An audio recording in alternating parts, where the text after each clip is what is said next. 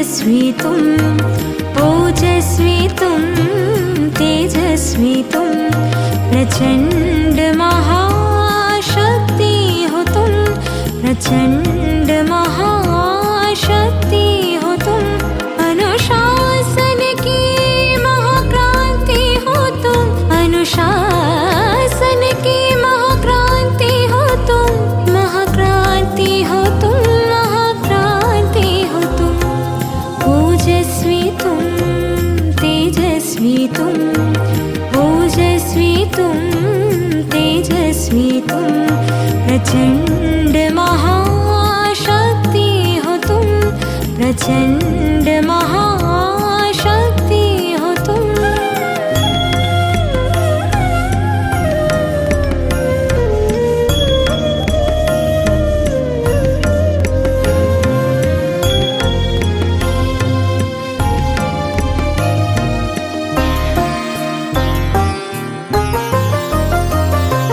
ज्वाला सी जलती मशाल हो तुम, आत्मोन्नति के पथ में बढ़ते चलो तुम, बढ़ते चलो अंधकार मिटाते चलो तुम।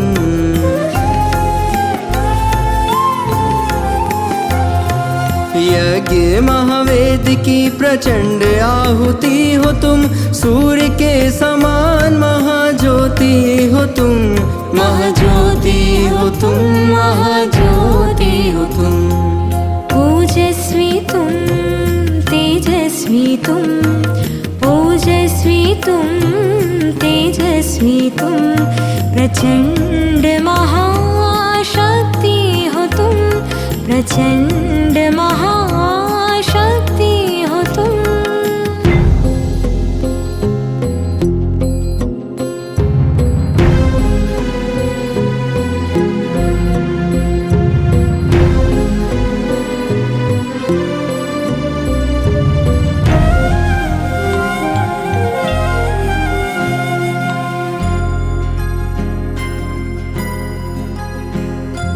वाणी में ओज हो, मुख पे प्रखर तेज हो, तपस्या की धुन में रमे बाबा की आस हो, बाबा की आस हो। श्वासों में प्राण हो, अव्यक्त एक आह्वान हो, मुरली की तान का अनंत शंखनाद हो।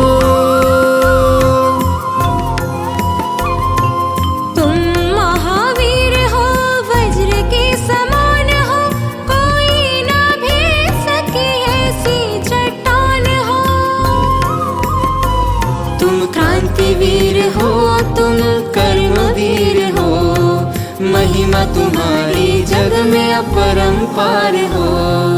ओजस्वी तुम, तेजस्वी तुम, ओजस्वी तुम, तेजस्वी तुम, प्रचंड महाशक्ति हो तुम, प्रचंड महाशक्ति हो तुम, अनुशासन की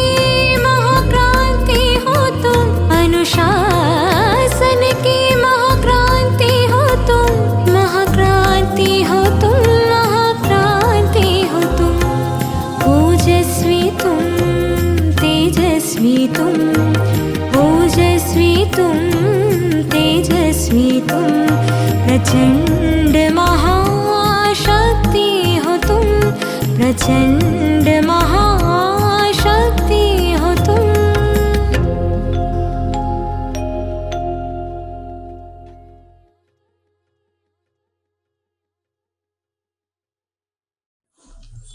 ஓம் சாந்தி. 105வது பட்டியின் நாள். அவ்யக்த முரளியின் தேதி 7/4/83. குரு கோவிந்த் சிங்ஜி ஒரு பாடல் எழுதியிருக்கிறாரு. சாஸ்திரத்தினுடைய பெயர் மாலை அப்படின்னு. அதில் பல்வேறு ஆயுதங்களினுடைய மகிமைகளை செய்திருக்கிறாரு.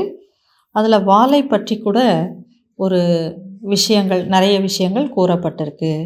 அப்போ அவர் கூறக்கூடிய அந்த வாள் அல்லது கத்தி என்பது என்ன, அவர் எந்த ஆயுதத்தை பற்றி அவர் சொல்கிறாரு, அதில் வெறும் ஆயுதங்களினுடைய மகிமை மட்டும் இருக்குது அப்படின்னு நம்ம சொல்ல முடியாது. அதில் பல ஆன்மீக பொருள் அடங்கி இருக்கு. இந்த வாள் என்பது என்ன? இந்த வாள் அறியாமை என்பதை அழிக்கிறது. அறியாமையை அழிக்கக்கூடிய இந்த வாள் எது? எதிர்மறையான எண்ணங்களை அழிக்கக்கூடிய ஞானத்தின் வாள் இது. ஞான வாளை குறிக்கிறது. வைராகியத்தினுடைய ஆயுதம், வைராகியத்தினுடைய ஆயுதம் அல்லது வாள். இந்த வாளினால், கத்தியினால் என்ன செய்யலாம்? அனைத்து பந்தனங்களையும் நாம் அழிக்க முடியும், கட் செய்ய முடியும், துண்டிக்க முடியும். இவ்வாறு இந்த வாளை பற்றி பல விஷயங்கள், எதிர்மறையான விஷயங்களை, எதிர்மறைகளை அழிக்கக்கூடியதாக காண்பிக்கப்பட்டிருக்கிறது. எனவே இது ஞானத்தினுடைய வாள். இது ஒரு கதை. அந்த காலத்தில், பழைய காலத்தில் யாரோ ஒருவருக்கு திருமணம் நடந்தது. அவர் அவருடைய மனைவியை சுற்றி பார்ப்பதற்காக அழைத்து செல்கிறார். ஒரு படகில் பயணம் செய்து கொண்டிருக்கிறார்கள். அந்த படகுல நிறைய கூட்டம் இருக்கிறது. அந்த கூட்டம் நிறைய இருக்கும்போது திடீர்னு பார்த்தோம்னா ஒரு புயல் வருது. புயல் ஆரம்பித்த உடனே சில பேர் அதில் பிரார்த்தனை பண்ண ஆரம்பிச்சிட்டாங்க. சில பேர் பயத்தில் கத்த ஆரம்பிச்சிட்டாங்க. படகுல இருக்க பெரிய அலைச்சலாக படகுல ஏற்பட்டது. அந்த படகுல, அந்த போட்டில் இந்த பக்கம் அந்த பக்கம் மாறி மாறி எல்லாரும் அந்த மனைவி அவங்களோட கணவர்கிட்ட கேட்குறாங்க, ஏதாச்சும் செய்யுங்க அப்படின்னு சொல்கிறாங்க. கணவன் தன்னுடைய அந்த உரையிலிருந்து வாளை உருவி மனைவியினுடைய கழுத்தில் வைக்கிறாரு. அவ்வளோதான். கொஞ்சம் அழுத்தினார் அப்படின்னா அவ்வளோதான், மனைவி க்ளோஸ் ஆகிருப்பாங்க. அப்போ மனைவி சிரிக்க ஆரம்பிச்சிடுறாங்க. அவங்க கேட்குறாங்க. அப்போது அவர் கேட்குறாரு, ஏன் சிரிக்கிற அப்படின்னு. அப்போது அந்த மனைவி சொல்கிறாங்க, எனக்கு என்ன பயம் இருக்குது, அந்த வாள் உங்களோட கையில் தானே இருக்குது, எனக்கு ஏன் பயம் அப்படின்னு சொல்கிறாங்க. உடனே அவர் என்ன பண்ணுறாரு, அந்த வாளை தூக்கி போடுறாரு. தூக்கி போட்டுட்டு வாளை அவர் சொல்கிறாரு, அப்போ எனக்கு மட்டும் என்ன பயம் இருக்குது, ஏன்னா இந்த படகினுடைய துடுப்பு அவரோட கையில் இருக்கும்போது இந்த வாழ்க்கையை பற்றி எனக்கு என்ன பயம் இருக்குது, என்னுடைய வாழ்க்கையை நான் அவரிடம் ஒப்படைச்சிருக்கேன், அவர் பார்த்துக்குவார் அப்படின்னு சொல்கிறாரு. அதுபோல் இந்த வாள் அப்படின்றது நம்ம சமர்ப்பணம் ஆனதினுடைய ஒரு பாதுகாப்பு. இந்த வாள் நிச்சயத்தினுடைய ஒரு அடையாளம், நம்பிக்கையினுடைய ஒரு அடையாளம், ஞானத்தினுடைய வாள். இது ஞானத்தினுடைய வாள், அன்பினுடைய வாள், வெற்றியினுடைய வாள். இப்படி இந்த பாடலில் பல்வேறு முறைகளில் தனித்தனி அர்த்தங்களில் மக்கள் பாடியிருக்காங்க. 1685 1905 உள்ள இந்த பாடல் எழுதப்பட்டிருக்கு. இந்த சாஸ்திரத்தில் இந்த பாடல் இவ்வாறு எழுதப்பட்டிருக்கு.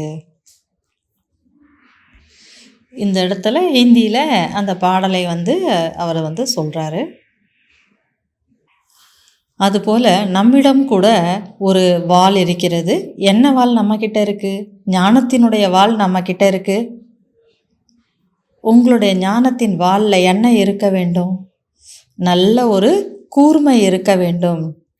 இல்லை என்றால் வெறுமனே அந்த வாளை, கத்தியை நம்ம அப்படியே வைத்துட்டே இருந்தோம் அப்படின்னா அது துரு பிடிச்சி போயிடும். ஆகையினால தினந்தோறும் அதை நம்ம பயன்படுத்தணும், அதை கூர்மைப்படுத்தணும். எங்கே பயன்படுத்துவீங்க அந்த வாளை? கர்மக்ஷேத்திரத்தில் பயன்படுத்தணும். இரவும் பகலும் யுத்தம் அங்கே தானே நடந்துட்டுருக்கு. இந்த மனமானது உள்ளேயும் வெளியையும் போராடிக்கிட்டே இருக்குது. வெளி உலகம் ஒன்று இருக்குது, உள்ளே இருக்கக்கூடிய உலகம் ஒன்று இருக்குது. ஒன்று வெளியில் ஒரு போராட்டம், இல்லை உள்ளேயாவது போராட்டம். இப்படி தான் போய்கிட்டு இருக்குது. யுத்தமே யுத்தம்தான், நிரந்தரமாக யுத்தம் நடந்து கொண்டிருக்கிறது. அந்த ஒவ்வொரு நொடியும் நாம் ஞானத்தை பயன்படுத்த வேண்டும். காலையிலிருந்து இரவு வரைக்கும் இந்த வாழ்க்கையானது ஓடிக்கொண்டே இருக்குது. அதில் நாம் வந்து பகுத்தாராயணும், தீர்மானிக்கணும். அமிர்த வேலை எழுந்திருக்கணுமா தூங்கணுமா அங்கே நிர்ணயம் செய்யணும். பாண்டபவனுக்கு போகணுமா இல்லையா தீர்மானிக்கணும். கிளாஸுக்கு போகணுமா இல்லை ரூம்லேயே உட்காந்து தூங்கணுமா உடனே தீர்மானிக்கணும். எனவே இன்றைய முரளியானது தாய்மார்களோட பாபா சந்திக்கிறார் இல்லையா, அந்த ஒரு இது பயணமா. தாய்மார்கள் சொல்கிறாங்க இல்லையா, குழந்தைக்கு ஞானம் கிடைக்கணும், கணவருக்கு ஞானம் கிடைக்கணும் அப்படின்னு சொல்லிக்கிட்டே இருப்பாங்க இல்லையா. ஞானத்தில் எல்லாருமே வரணும் அப்படின்னு, வீட்டில் இருக்கக்கூடிய எல்லாருக்கும் நன்மை நடக்கணும் அப்படின்னு சொல்லிக்கிட்டே இருப்பாங்க. பாபா என்ன சொல்கிறாரு, என்னுடையது உன்னுடையது என்பது எல்லைக்குட்பட்ட ஒரு சுவராக இருக்கிறது. உங்களுடைய பாவனை நல்லது, ஆனால் இந்த பாவனை நல்லா இருக்குது, ஆனால் இந்த எல்லைக்குட்பட்ட சுவர் உருவாகிறது. ஆனால் நீங்கள் அதற்கான தேர்ந்தெடுக்கக்கூடிய வழி தவறாக இருக்கிறது. எல்லாருமே ஞானத்தில் வரணும், எல்லாருக்கும் நன்மை நடக்கணும். அதுவும் எல்லாரும் அப்படின்னா உங்களுடைய குடும்பத்தில் இருக்க எல்லாரையும் நீங்கள் சொல்கிறீங்க. கணவர் வந்து குடிக்கக்கூடாது, அவர் குடிக்கிறத நிறுத்திடணும். பக்கத்தில் இருக்கக்கூடியவர் கூட அந்த மாதிரி செய்வார், ஆனால் அவரை பற்றி நீங்கள் என்ன யோசிப்பீங்க? நன்மை செய்யணும், ஆனால் யாருக்கு நன்மை செய்யணும்? என்னுடைய அம்மாவுக்கு மட்டும் நன்மை நடக்கணும், என்னுடைய அப்பாவுக்கு நன்மை நடக்கணும், என்னுடைய பிள்ளைங்களுக்கு நன்மை நடக்கணும், என்னுடைய மகளுக்கு வந்து நன்மை நடக்கணும். பெண் கையை விட்டு போகிறாங்க, அவங்களுக்கு பாபா நீங்கள் சொல்லுங்கள், எப்படியாவது அவங்க வந்து ஞானத்துக்கு வரணும், அவங்க ஒயிட் சேரீ போட்டுட்டு கிளாஸில் உட்காந்து முரளி படிக்கணும் அப்படின்னு நீங்கள் வந்து கனவு காண்பீங்க. ஆனால் மகள் தன்னுடைய ராஜகுமாரனுக்காக காத்துக்கிட்டு இருப்பாங்க, அவங்க மனசில் அந்த மாதிரி எண்ணங்கள் ஓடிட்டுருக்கும். அவர் வருவார், குதிரையில் உட்கார வச்சு என்னை அழைச்சிட்டு போவார் அப்படிங்கிற கனவில் அவங்க இருப்பாங்க. ஆனால் அம்மா பார்த்திங்கன்னா அவங்க முரளி படிக்கணும், வெள்ளை ட்ரெஸ்ஸில் இருக்கணும் அப்படிங்கிற கனவில் அவங்க இருக்காங்க. அப்போ அம்மா யோசிக்கிறாங்க, என்னுடைய மகள் இந்த உலகத்துக்கே நன்மை செய்யணும், வெண்மை ஆடையை அணியணும், கைகளில் முரளி இருக்கணும், வைராகியத்தின் மூர்த்தியாக இருக்க வேண்டும்.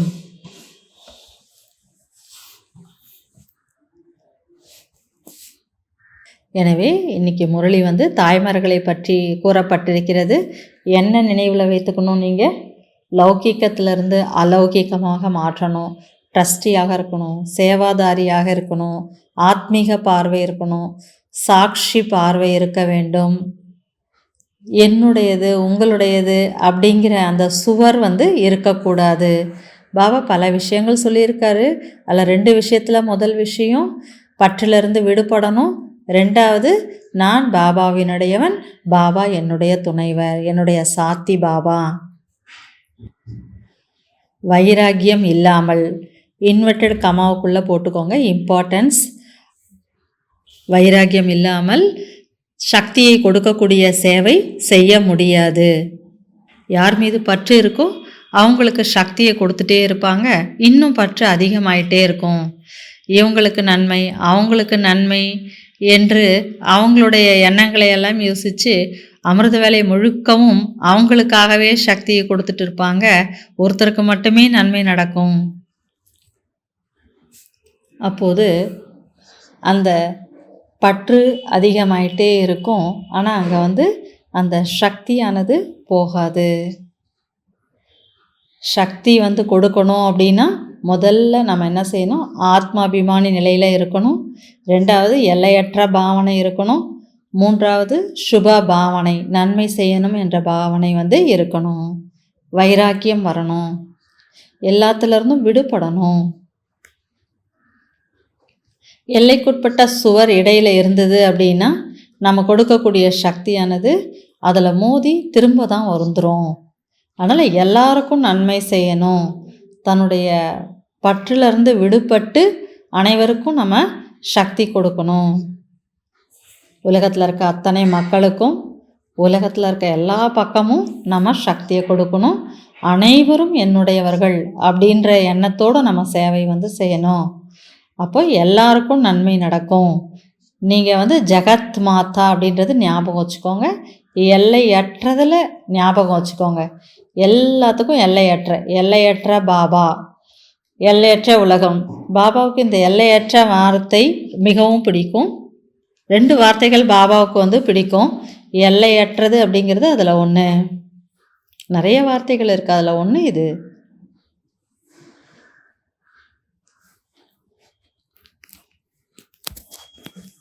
எனவே குடும்பத்தில் இருக்கவங்கள ஞானத்துக்கு கொண்டு வர்றதுன்றது நல்ல விஷயம். ஆனால்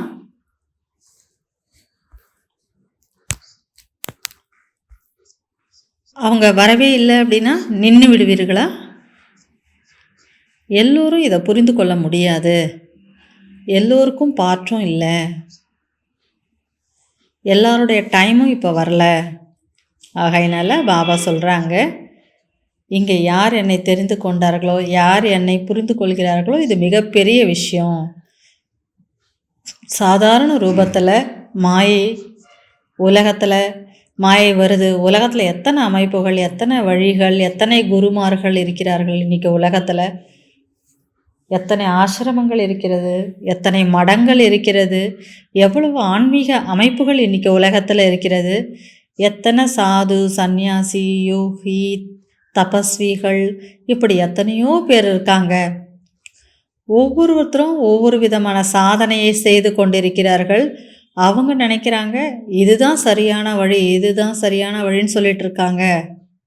மற்றவர்களை அவங்களோட வழியில் கொண்டு வரணுன்றதுக்காக அவங்க நிறைய பிரச்சாரங்களை செய்துக்கிட்டு இருக்காங்க.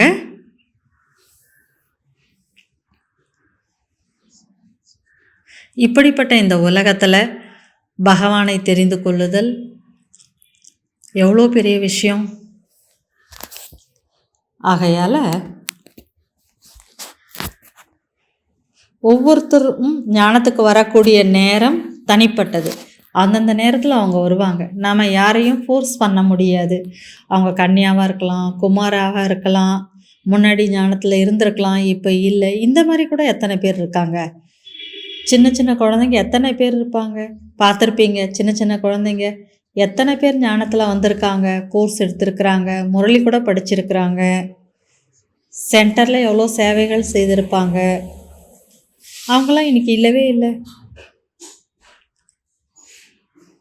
அவர்களுக்கு கூட அவங்களுடைய ஒரு குடும்பம் உருவாயிடுச்சு. சின்ன சின்ன குழந்தைங்களாம் வந்தாங்க, இன்றைக்கி அவங்களாம் இல்லை. அவங்களுக்குன்னு ஒரு குடும்பம் உருவாகி விட்டது. தாதியினுடைய மடியிலலாம் விளையாடி இருக்காங்க. அவங்களாம் எங்கே போயிட்டாங்க? ஒவ்வொருத்தருடைய பாட்டும் தனிப்பட்டது. ஒரு சென்டரில் நான் இருந்தேன். அங்கே ஒரு வயசான அம்மா தாய் இருந்தாங்க. அவங்க சொன்னாங்க நான் 5 வருஷமாக ஞானத்தில் இருக்கேன் அப்படின்னு. ஆனால் நான் அம்மாவுடைய ஸ்டூடெண்ட் அப்படின்னு சொன்னாங்க. அப்போது ஞானத்தில் வந்திருக்காங்க 65க்கு முன்னாடி வந்திருக்காங்க. பிறகு ஞானத்தை விட்டுட்டு இருக்காங்க. இப்போ திரும்பவும் ஞானத்தை பிடிச்சிருக்காங்க. எவ்வளோ இடைப்பட்ட கேப் எவ்வளோ இருக்குது பாருங்கள். இந்த உலகத்தில் மூழ்கி எழுந்து கடைசியாக திரும்ப வந்திருக்காங்க. இந்த உலகத்தை முழுசாக பார்த்துட்டாங்க. இந்த உலகத்தில் ஒன்றுமே இல்லை அப்படின்றத உணர்ந்துட்டாங்க. அவங்களுக்கு அனுபவம் கிடச்சிருச்சு. ஆனால் அந்த அனுபவம் எப்போ கிடச்சிருக்கு அந்த அனுபவம் அப்படின்னா முடியெல்லாம் நரைச்சி போச்சு. அதுக்கப்புறம் முடியெல்லாம் போயிருச்சு. அதுக்கப்புறம் அனுபவம் வந்திருக்கு. என்ன செய்கிறது? இன்றைக்கி என்னென்ன வேலை நம்ம செய்யணும் அப்படின்னா, எல்லாத்தோட முதல் வேலை இயற்கையோட மெடிடேஷன் செய்யணும். கொஞ்சம் இயற்கையில் நடங்க, கொஞ்சம் இயற்கையில் சுற்றி பாருங்கள். உலகத்தில் எத்தனை பேர் எத்தனை விஷயங்கள் அன்டச்சாக இருக்குது, எவ்வளோ பற்று இல்லாமல் இருக்காங்க, எவ்வளோ சுகமாக இருக்குது, இதையெல்லாம் பாருங்கள். மனிதர்கள் சில நேரங்களில் பற்றுடையவர்களாக ஆயிடுறாங்க. பற்றுடையவர்களாக ஆயிட்டு எப்படியெல்லாம் மாறுறாங்க. வீடு கட்டுறாங்க, எந்து அப்படின்னு சொல்லிக்கிட்டே இருக்காங்க. உங்களுடைய அந்த பல்லு கூட உங்களது கிடையாது. எதெல்லாம் எந்துன்னு சொல்கிறீங்களோ எல்லாமே உங்ககிட்ட இருந்து விழுந்துடும். எதை நீங்கள் என்னோட எதுன்னு சொல்கிறீங்க? முடி கூட கொட்டிடும், பல்லு கூட விழுந்துடும். அதனால் எந்துன்னு எதெல்லாம் சொல்கிறோமோ அது எல்லாமே நம்மளை கீழே விழ வைக்கும். எது வரைக்கும் இருக்கோ அது வரைக்கும் பாதுகாத்துக்கோங்க, பேங்க்கில் இருக்கக்கூடிய கேஷியர் போல். ஆனால் என்னதுன்னு நினைக்காதீங்க, போகணும்னு போது விட்டுருங்க, போயிடும். அது லட்சக்கணக்கான ரூபாயை கேஷியர் பார்த்துப்பார், ஆனால் என்னதுன்னு சொல்ல முடியாது. என்னதுன்னு சொன்னால் போலீஸ் வருவார், போலீஸ் வந்து பிடிச்சிட்டு போயிடுவார். அதனால் எதையும் விசாரிக்கிறதுக்காக போலீஸ் வர வேண்டியிருக்கும். அதனால் எதுவுமே என்னுடையது என்பது கிடையாது. இதை எல்லாத்தையும் பாதுகாக்கக்கூடியவங்க மட்டும்தான் நம்ம. இந்த இயற்கையோட சுற்றி பாருங்கள், எதெல்லாம் வந்து அந்த பற்றற்ற நிலையில் இருக்குது, எதெல்லாம் பற்றில் மாட்டிகிட்ருக்கு அப்படின்னு. இப்போ ஒரு பறவை பறக்குது, இங்கே பறக்குது, அங்கே பறக்குது, அங்கே பறக்குது, அது பாட்டுட்டு பறந்துகிட்டே இருக்குது. இது ஒரு விஷயம் இன்றைக்கி நீங்கள் பார்க்கணும்.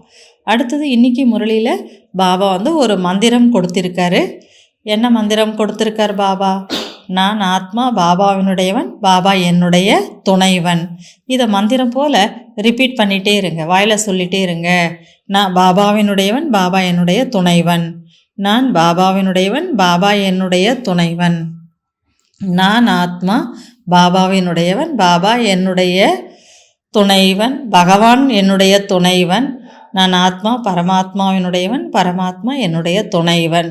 அவர் எப்பொழுதுமே என்னுடன் தான் இருக்கிறார். இதை மந்திரம் போல ஜபித்து கொண்டே இருங்கள், ரிப்பீட் செய்து கொண்டே இருங்கள். எதுவரை செய்யணும்? போதை ஏறிடக்கூடாது. வங்காளத்தில் கல்கத்தாவில் தேட்டரினுடைய அப்பா என்று சொல்வார்கள், கிரீஷ் அப்படின்னு சொல்லுவாங்க. கிரீஷ் சந்திர கோஷ் அப்படின்னு ஒருத்தர் இருந்தார். அவர் தான் தேட்டர் எல்லாத்தையும் வடிவமைச்சவர். அவர் தான் இரவும் பகலும் வந்து குடிச்சிக்கிட்டே இருப்பார். அவர் தான் அந்த கல்கத்தாவில் தியேட்டர் அப்படிங்கிற ஒரு இடத்த, கலைக்கான ஒரு இடம் அப்படிங்கிற ஒரு விதையை வந்து விதைத்தவர் வந்து அவர் தான். ஆனால் இரவும் பகலும் அவர் குடிப்பார். அவ்வளோ குடித்தாலும் கூட அவருக்கு வந்து போதை ஏறவே ஏறாது. அப்போ அவருக்கே ஆச்சரியமாக இருக்கும், நான் எவ்வளோ குடிக்கிறேன், ஆனால் எல்லா வேலையும் அவர் கரெக்டாகவும் செய்திருவார். அவருடைய இடம் ட்ராமாவில் அவ்வளோ உயர்ந்த இடம். தியேட்டர் பார்த்துருக்கீங்க இல்லையா? கல்கத்தாவில் அந்த தியேட்டர்ஸ்னுடைய ஃபாதர், தியேட்டர் தெரியும் இல்லையா, அந்த திரையரங்குகளினுடைய தந்தை அப்படின்னு சொல்லிட்டு அவரை வந்து சொல்லுவாங்க. அவர் ஒரு நடிகரும் கூட.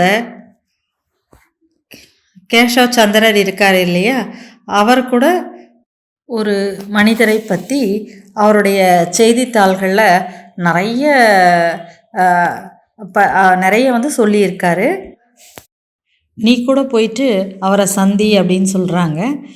அவர் யார், நான் எதுக்கு சந்திக்கணும் அப்படின்னு சொல்லிட்டு கேஷவ் சொல்லியிருக்காரு அப்படின்னா போய் பார்க்கணும், யாரை சந்திக்கணும் அப்படின்னு கேட்குறாரு. ராமகிருஷ்ணர் அப்படின்னு சொல்கிறாங்க. எப்போ போகணும் அப்படின்னா, இதோ இப்பயே இந்த இரவே நான் வந்து போகிறேன் அப்படின்னு இவர் அந்த நடு இரவில் அந்த போதையிலே அவர் வந்து போகிறாரு, ஆடிக்கிட்டே போகிறாரு. இவர் போயிட்டு அவருடைய கதவை வந்து தட்டுறாரு. அவர் யார் அப்படின்னு சொல்லி கதவை திறக்கிறாங்க. கதவை திறக்கும்போது பார்த்தா ராமகிருஷ்ணர். அப்படியே அவர் வந்து ஒரு போதையில் இருக்க மாதிரி அப்படியே ஆடிக்கிட்டே கதவை திறந்துக்கிட்டு அம்மா அம்மா அம்மா அம்மான்னு சொல்லிட்டு போய் அவர் உள்ளே உட்காந்துக்கிறாரு. இவர் பார்க்குறாரு, இவர் வந்து நல்ல போதையில் இருக்காரு, நான் இவ்வளோ போதையில் இருக்காரு அப்படின்னா இவரால் நடக்கக்கூட முடியல, அப்படியே ஆடிட்டே போய் உட்காந்துட்டாரு. இவர் என்ன குடித்தாருன்னு தெரியலையே, நான் இவ்வளோ குடிக்கிறேன், எனக்கு வந்து ஒன்றுமே போதை ஏறல, இவர் என்ன குடிச்சிருப்பார், இவர் இவ்வளோ போதையில் இருக்கார், நான் நடந்து நல்லா வரேன், இவரால் பார்த்தா நடக்கக்கூட முடியலையே, கேட்கலாம் இவரை என்ன குடிச்சிங்க அப்படின்னு. இவங்க குடிக்கிற குடியெல்லாம் அவர் ராமகிருஷ்ணர் குடிக்கல. அவர் காளி அம்மாவினுடைய பெயரை உச்சரிச்சுக்கிட்டே இருக்கார். அம்மா அம்மா அம்மா அம்மான்னு உச்சரிக்கிறார். அந்த ஒரு ஆன்மீக போதையில் அவர் இருக்கார். அப்போது ஒன்றுமே குடிக்காமையே அவருக்கு வந்து அவ்வளோ ஒரு போதை வந்து இருக்குது. இவர் யோசிக்கிறாரு, நான் இவ்வளோ குடிச்சியும் எனக்கு போதை ஏறல, நான் நடக்கிறேன், ஆனால் இவர் எப்படிப்பட்டவர், இவர் இந்த அளவுக்கு வந்து ஒரு போதையில் இருக்காரே அப்படின்னு நினைக்கிறாரு. அப்போது இவர் கூட இருக்கிறது கொஞ்சம் டேஞ்சர் போல இருக்கே அப்படின்னு இவர் யோசிச்சுட்டு அந்த குடிக்கிற வச்சுருந்த அந்த பாட்டிலை வந்து உடைக்கிறார். உடைச்சா அது எல்லாத்துலேயும் அவர் தெரிகிறாரு. அப்போ அவர் திரும்பவும் யோசிக்கிறாரு. யோசிச்சுட்டு அவர்கிட்ட போகணும் அப்படின்னு அவருக்கு தோணுது. போகிறாரு அவரை சந்திக்கிறதுக்கு. போயிட்டு கேட்குறாரு, நான் என்ன செய்கிறது அப்படின்னு கேட்குறாரு. நீங்கள் எனக்கு பகவான், எனக்கு நீங்கள் பகவான் போல் தெரியுறீங்க. நான் ஆனால் ரொம்ப பாவம் செஞ்சவன். என்ன மாதிரி பாவம் செய்கிறவன் யாருமே உலகத்தில் இருக்க முடியாது. என்னை எப்படி திருத்துவீங்க? என்னை போல் பாவி யாருமே கிடையாது அப்படின்னு சொல்கிறாரு.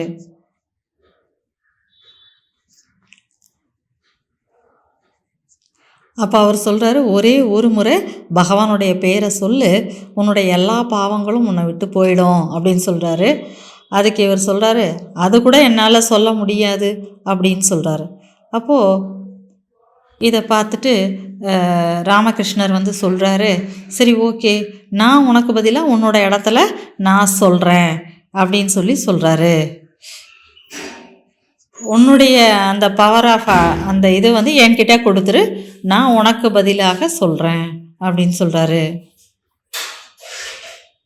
அப்போது அவர் இவர் கேட்குற, என்னுடைய இடத்துல நீங்கள் இருந்து சொல்கிறீங்களா அப்படின்னு சிந்திக்கிறாரு. அந்த இடத்துலேருந்து அவருக்குள்ள ஒரு பெரிய மாற்றம் ஏற்பட ஆரம்பிச்சிடுச்சு. மிகப்பெரிய மாற்றம். அப்படியே கத்துறாரு. சொல்லுவாங்க இல்லையா, மகா சைத்தன்ய பிரபுவுக்கு முன்னாடி மகாயி கதாயி அப்படின்ற 2 பாவிகள் வராங்க. அவங்களுக்குள்ள ஒரு மிகப்பெரிய மாற்றம் நடக்குது. அதுபோல் புத்தருக்கு முன்னாடி கூட அங்குலிமால் அப்படின்ற ஒருத்தர் வராரு. அவருக்குள்ள கூட மாற்றம் ஏற்படுது. இந்த மாதிரி எத்தனையோ பாவிகள் சன்னியாசிகளுக்கு முன்பு வரும்பொழுது அவங்களுக்குள்ள ஒரு பெரிய மாற்றம் ஏற்பட்டதை நம்ம பல சரித்திரங்களை பார்த்துருக்குறோம். அதுபோல தான் இந்த கிரீஷ் சந்திர கோஷ் அப்படின்றவர் மிகப்பெரிய குடிகாரன். எங்கிருந்து எங்கே போகிறாரு, ஆனால் அவருடைய வாழ்க்கை முழுவதும் மிகப்பெரிய ஒரு மாற்றம் ஏற்படுது. இது போன்ற ஒரு போதை, ஆன்மீக போதை, பிரபுவின் அன்பினால் ஏற்படக்கூடிய அந்த போதை நமக்குள்ளே வரணும். அந்த பிரபுவின் அன்பு தான் இங்கே அந்த ஒரு ட்ரிங்க்ஸு. எனவே இன்றைய முரளியில் பற்றிலிருந்து விடுபடணும்னு என்பது இருந்தது. 3வது இன்னொன்று என்ன அப்படின்னா, 3வது பீயிங் காட் அப்படின்னு. அதில் ஆத்மான்ற அந்த பேர் இருக்கணும். நம்ம எல்லா இடத்துலையும் அமைதியை பரப்பணும். அதாவது ஆத்மாவனுடைய தொழில் என்ன அப்படின்னா அமைதியை பரப்புவது. ஹாபி என்ன, எல்லாரோடையும் நம்ம அன்பாக இருக்கணும். இதுக்கு எக்ஸ்பைரி டேட் கிடையாது. இது போல் ஒரு கார்டு பாபா நேற்று முரளியில் என்ன சொன்னார், உங்களுடைய கார்டு எனக்கு தேவையில்லை, உங்களுடைய ரெக்கார்டு எனக்கு தேவை அப்படின்னு சொன்னார். அதுபோல் ஒரு கார்டு ரெடி பண்ணுங்கள். க்ரீட்டிங் கார்டு இல்லை, இது பர்த்டே கார்டு இல்லை, பீயிங் கார்டு. அதான் நாம் எப்படி இருக்கணும் அப்படிங்கிற ஒரு கார்டை நீங்கள் உருவாக்கி அதை இன்றைக்கி ப்ராக்டிஸ் பண்ணுங்கள். நல்லது. இதனுடைய தொடர்ச்சியாக நாம் என்ன செய்கிறோம் அப்படின்னா, எல்லோருடைய கைகள்லையும் கிரீடம் சகோதரர்களுக்கான கிரீடம் தனியாக, தாய்மார்களுக்கான கிரீடம் தனியாக கொடுக்கப்படுகிறது, திலகம் கொடுக்கப்படுகிறது. அதை யாரும் எதுவும் செய்ய வேண்டாம், அது அப்படி எல்லாருக்கும் கொடுக்கப்படுது. இன்றைக்கி நம்ம என்ன டாபிக் எடுத்திருக்கோம் அப்படின்னா, இதை பற்றி நம்ம பின்னாடி உங்களுக்கு விளக்குவோம். இன்றைய முரளி என்ன அப்படின்னா, நிச்சயத்தை பற்றி. இன்றைய முரளியை பற்றியில் நிச்சயத்தை பற்றி நாம் இன்றைக்கி சொல்ல போகிறோம். நம்முடைய இந்த பிராமண வாழ்க்கையில் நம்பிக்கை என்பது எந்தெந்த விஷயத்தில் வேணும்? பாபாவின் மீது நிச்சயம், நாடகத்தின் மீது, தன் மீது நம்பிக்கை, நிச்சயம் இருக்க வேண்டும். பாபா மற்றும் நாடகத்தின் மீது நமக்கு நிச்சயம் வந்துவிட்டது. ஆனால் சுயத்தின் மீது நிச்சயம் கம்மியாக இருக்குது. நம்ம பிரச்சனைகள் சூழ்நிலைகளை கடந்து போவோம், வெற்றி அடைவோம் அப்படிங்கிற நிச்சயம் இருக்குது. ஆனால் நான் தான் தேவதையாக மாறப்போகிறேன் என்ற நம்பிக்கை நிச்சயம் குறைவாக இருக்கிறது. எப்படி தாதிகளுக்குள்ள அந்த நிச்சயமானது நல்லா பதிந்து விட்டது, நான் தேவதையாக போகிறேன் என்று. எப்படி அவங்களுக்குள்ள மட்டும் பதிந்தது? ஏன்னா அவங்களுக்கு காட்சிகள் கிடச்சிது. அந்த காட்சியை அவங்க பார்த்தாங்க, அந்த சொரூபத்தை பார்த்தாங்க. அதுபோல நாம் கூட புத்தியின் மூலமாக அந்த சொரூபத்தை அனுபவம் செய்ய வேண்டும் அடிக்கடி. அப்போதுதான் நமக்குள் அந்த நம்பிக்கை நிச்சயம் ஏற்படும். இன்னொரு முறையில் பாபா சொல்லியிருக்கிறார், இந்த கண்கள் கடைசி நேரத்தில் ப்ரொஜெக்டர் போல வேலை செய்ய ஆரம்பித்து விடும். ஒரு கண்ணில் சாந்தி தாமம், ஒரு கண்ணில் சுகதாமம். இது எப்பொழுது நடக்கும்? நாம் அடிக்கடி நம்ம புத்தியின் மூலமாக பார்க்க வேண்டும். அப்படி பார்க்கும்பொழுது மட்டும்தான் இந்த அனுபவம் ஏற்படும். அந்த இடத்தை அடைய முடியும். எல்லாருக்கும் கிரீடம் கிடைத்து விட்டதா? ஒருவர் மற்றவருக்கு அணிவியுங்கள். அந்த சுரூபத்தில் நீங்கள் அணிவிக்கணும். எப்படி அணிவிக்கணும்னா, ஒரு தேவதையை நான் அலங்காரம் செய்து கொண்டிருக்கிறேன் என்ற ஒரு உணர்வோடு நீங்கள் போடுங்க. சும்மா அப்படியே தூக்கி தலையில் வச்சிடக்கூடாது. அழகாக அணிவியுங்கள். பிறகு திலகம் கிடைத்திருக்கிறதா? திலகத்தை அணிவியுங்கள். இப்பொழுது கண்களை மூடிக்கொள்ளுங்கள்.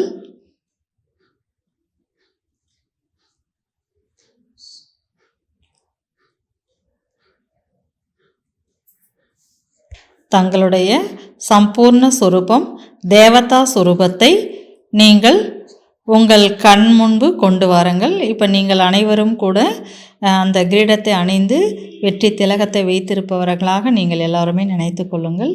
அந்த தேவதா சுரூபத்தை நீங்கள் பாருங்கள்.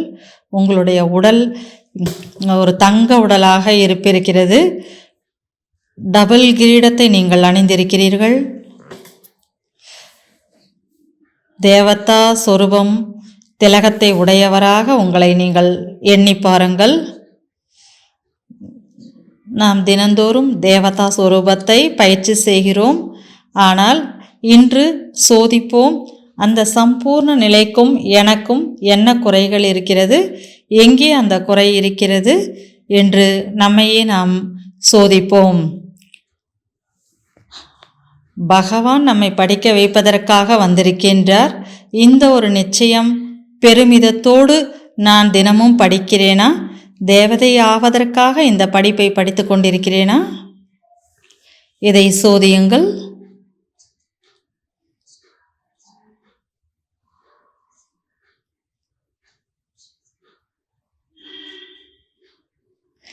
எந்த அளவுக்கு நாம் இறைவனுடைய மாணவன் என்ற உணர்வோடு போதையோடு இருந்து தேவதை ஆவதற்காக இந்த படிப்பை படித்து கொண்டிருக்கின்றோம், அந்த ஒரு நம்பிக்கை நிச்சயம் எனக்குள் எவ்வளவு இருக்கிறது? இதை சோதித்து பார்த்து அந்த குறையை உங்களுக்குள் நிரப்பிக்கொள்ளுங்கள். நான் தேவதை ஆவதற்காகத்தான் இந்த படிப்பை படித்து கொண்டிருக்கின்றேன் என்று புத்தியில் வைத்து கொள்ளுங்கள். தங்களின் தேவதா சொரூபத்தை பாருங்கள். என்னுடைய தேவதா சொரூபம் ஆசை என்றாலே தெரியாத ஒரு நிலை. எந்த ஒரு இச்சையும் ஆர்வமும் ஆசையும் எனக்குள் இல்லை. எனக்குள் எந்த ஒரு இச்சை அல்லது நல்லது என்று கூறுவது அந்த கூறிக்கொண்டிருக்கிறேன். அந்த சொரூபத்திலிருந்து விடுபட்டு போய்கொண்டிருக்கிறேன். அதை சோதித்து பாருங்கள். தேவதா சொரூபத்திலிருந்து என்னை விளக்கக்கூடிய இச்சை அல்லது நல்லது என்று சொல்லக்கூடிய தன்மை எது இருக்கிறது எனக்குள்? அதை சோதித்து பார்க்கிறேன். எனக்குள் என்ன லீக்கேஜ் இருக்கிறது? அந்த லீக்கேஜினால் எனக்குள் இச்சை ஏற்படுகிறது. அந்த இச்சை அல்லது நல்லது என்று சொல்வதை இன்று நான் எரித்து விடுகிறேன். உங்களுடைய சம்பூர்ண தேவதா சொரூபத்தை பாருங்கள். நான் ஆத்மா, சம்பூர்ணமானவன். ஒவ்வொரு குணம் சக்தியினுடைய சொரூபம் நான். சரீரத்தில் இருந்தாலும் கூட சரீரத்திலிருந்து விடுபட்டு இருக்கிறேன். எந்த விஷயங்கள் என்னை மீண்டும் மீண்டும் சரீரத்தின் பக்கம் இழுக்கின்றது, கொண்டு செல்கிறது என்பதை சோதியுங்கள்.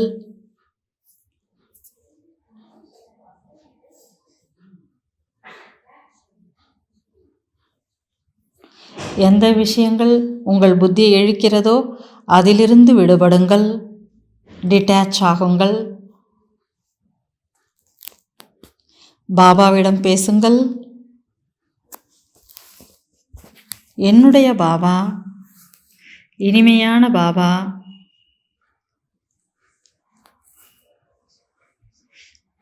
நான் இந்த படிப்பின் மூலமாக சம்பூர்ண சுரூப தேவதையாக மாறிக்கொண்டிருக்கிறேன்.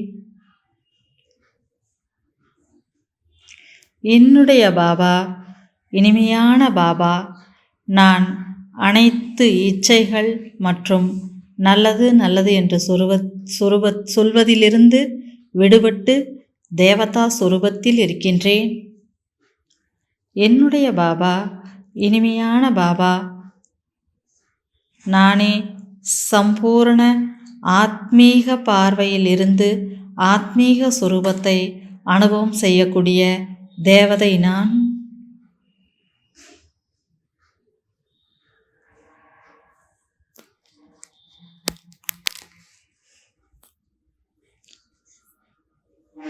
என்னை பாபா சூக்ஷ்ம உலகத்திற்கு அழைக்கின்றார்.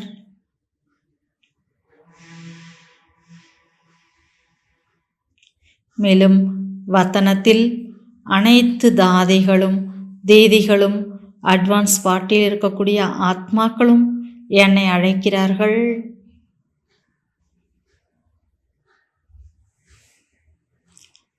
பாபா வதனத்திலிருந்து ஒரு காட்சியை, சத்தியுகத்தின் காட்சியை காண்பிக்கின்றார்.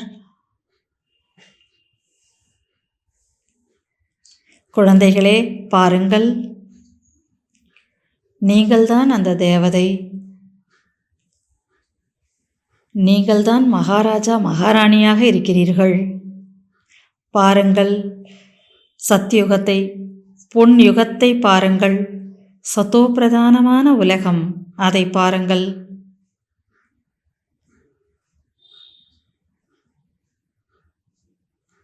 மகாராஜா மகாராணிகளாகிய உங்களின் பட்டாபிஷேகம் நடந்து கொண்டிருக்கிறது.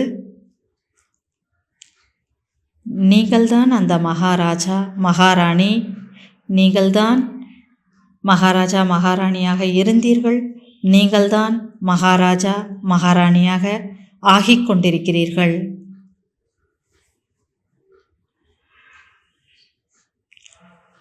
அந்த காட்சியை அனுபவம் செய்யுங்கள். மகாராஜா மகாராணியாகிய எங்களுடைய பட்டாபிஷேகம் எப்படி நடக்கிறது என்பதை, அந்த காட்சியை பாருங்கள்.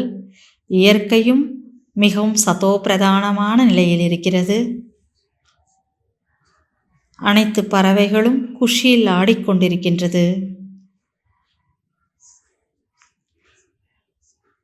முழுவதும் அலங்காரம் செய்யப்பட்டு பாடல்கள் ஒலித்துக்கொண்டு சத்தியுகம் அழகாக இருக்கிறது.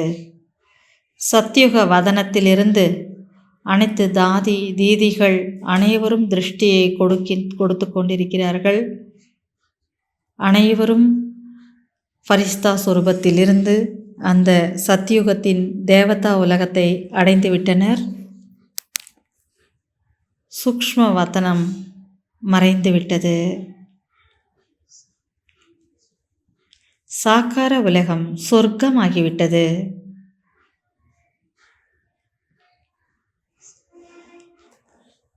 அனைத்து மகாராஜா மகாராணிகள், இளவரசன் இளவரசிகள் அனைவரும் நடனத்தில் மூழ்கி இருக்கிறார்கள். அந்த நடனத்தை அனுபவம் செய்யுங்கள். அந்த மூழ்கிய நிலையை அனுபவம் செய்யுங்கள். நடனத்தில் மூழ்கிய நிலையை அனுபவம் செய்து கொண்டே இருங்கள்.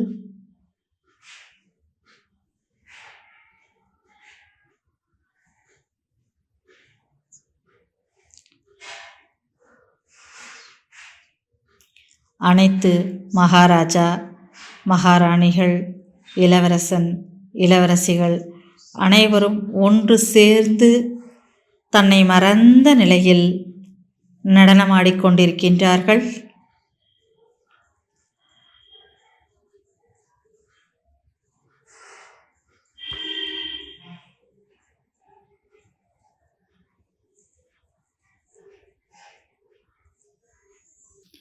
அந்த ஆனந்த சுரூபத்தில் மகிழ்ச்சியின் வெள்ளத்தில்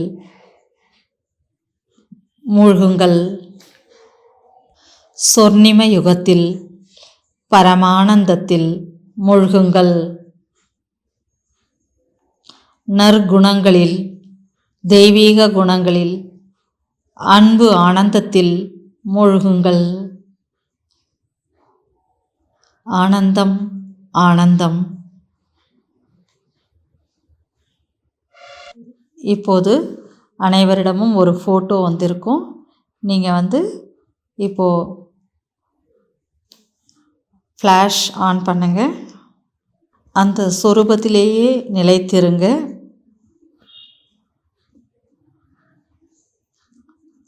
உங்களுடைய ஃபோன் ஃப்ளாஷ் ஆன் பண்ணிவிட்டு அந்த ஃபோட்டோவின் மீது வைங்க. ஹாலோட லைட்டை ஆஃப் பண்ணிவிடுங்க. பாருங்கள், உங்கள் கையில் இருக்கக்கூடிய அந்த ஃபோட்டோ நான் தான் ஃபரிஸ்தாவிலிருந்து தேவதையாகக்கூடிய ஆத்மா. சம்பூர்ணமாக ஃபரிஸ்தா தேவதா ஆத்மா நான் என்பதை அனுபவம் செய்யுங்கள். நான் தான் சம்பூர்ண டபுள் கிரீடமுடைய ஃபரிஸ்தா.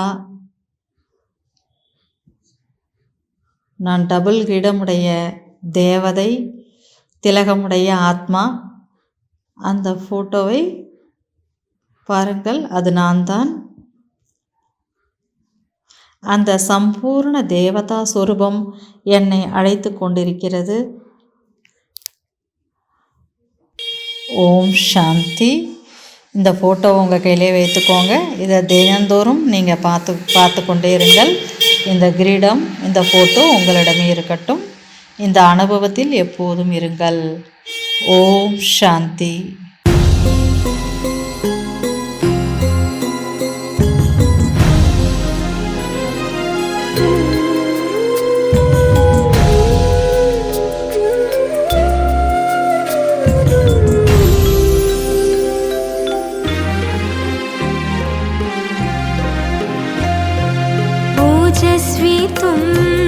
तेजस्वी तुम, ओजस्वी तुम, तेजस्वी तुम, प्रचंड महाशक्ति हो तुम, प्रचंड महाशक्ति हो तुम, अनुशासन की महाक्रांति हो तुम, अनुशासन की महाक्रांति हो तुम, महाक्रांति हो तुम, महाक्रांति हो तुम, ओजस्वी तुम, तेजस्वी तुम, ओजस्वी तुम, तेजस्वी तुम, प्रचंड महाशक्ति हो तुम, प्रचंड महाशक्ति हो तुम.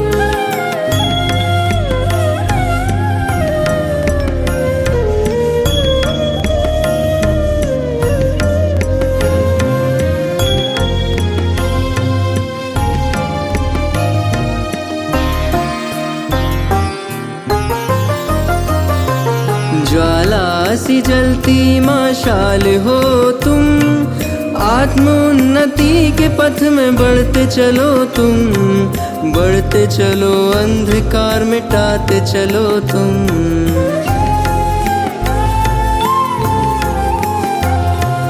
यज्ञ महावेद की प्रचंड आहुति हो तुम, सूर्य के समान महाज्योति हो तुम, महाज्योति हो तुम, महाज्योति हो तुम।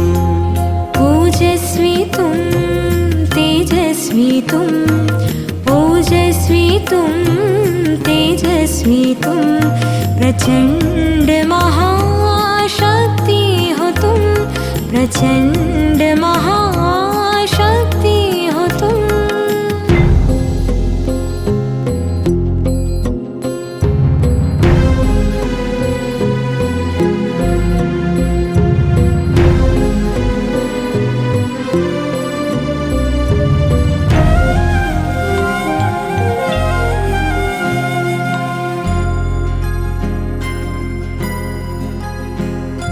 वाणी में ओज हो, मुख पे प्रखर तेज हो, तपस्या की धुन में रमे बाबा की आस हो, बाबा की आस हो।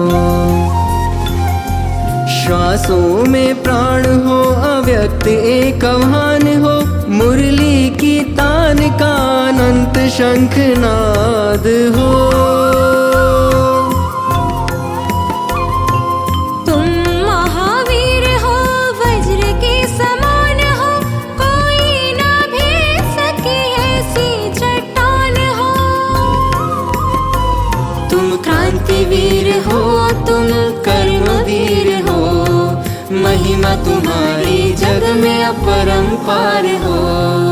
ओजस्वी तुम, तेजस्वी तुम, ओजस्वी तुम, तेजस्वी तुम, प्रचंड महाशक्ति हो तुम, प्रचंड महाशक्ति हो तुम, अनुशासन की महाक्रांति हो तुम, अनुशासन की महाक्रांति हो तुम, महाक्रांति हो तुम, महाक्रांति हो तुम। ओजस्वी तुम, तेजस्वी तुम, ओजस्वी तुम, तेजस्वी तुम, प्रचंड महाशक्ति हो तुम, प्रचंड महा